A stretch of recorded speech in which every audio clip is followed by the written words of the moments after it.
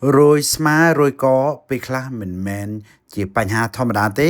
គឺអាចបណ្ដាលមកពីបងប្អូនមានបញ្ហាលៀន disc ឆ្អឹងកងខ្នងផ្នែក C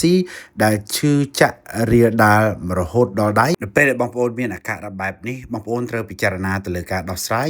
ជាពិសេសកាត់បន្ថយការប្រើប្រាស់ទូរស័ព្ទសិនបើការងាររបស់បងប្អូនត្រូវធ្វើការជាមួយទូរស័ព្ទជាប្រចាំបងប្អូនសូមពិចារណាទៅលើការដាក់ក្បាលចុះក្រោមមានន័យថាបងប្អូនកំពុងតែបន្ថែមទម្ងន់ប្រមាណជា7គីឡូមកលើក្បាលរបស់យើងដែលធ្វើឲ្យបងប្អូនមានបញ្ហាសាច់ដុំជាបន្ទាប់នឹងអាចមានបញ្ហាទៅដល់ឆ្អឹងកងកដំណោះស្រាយសម្រាប់អ្នកឈឺហើយឬក៏មិនទាន់ឈឺគឺងាយទេគឺហាត់លំហាត់នេះបានដូចគ្នាជាដំបូងត្រូវដាក់កែងដៃទៅលើ bench ឬក៏សាឡុងឬក៏កៅអីនៅផ្ទះដូចខ្ញុំបានបង្ហាញពីវីដេអូលើមុនបន្ទាប់មកបងប្អូនព្យាយាមគៀបស្អឹងស្លាបប្រជាបញ្ចូលគ្នាទម្លាក់ដើមទ្រូងចុះក្រោមដកដង្ហើមឲ្យវែង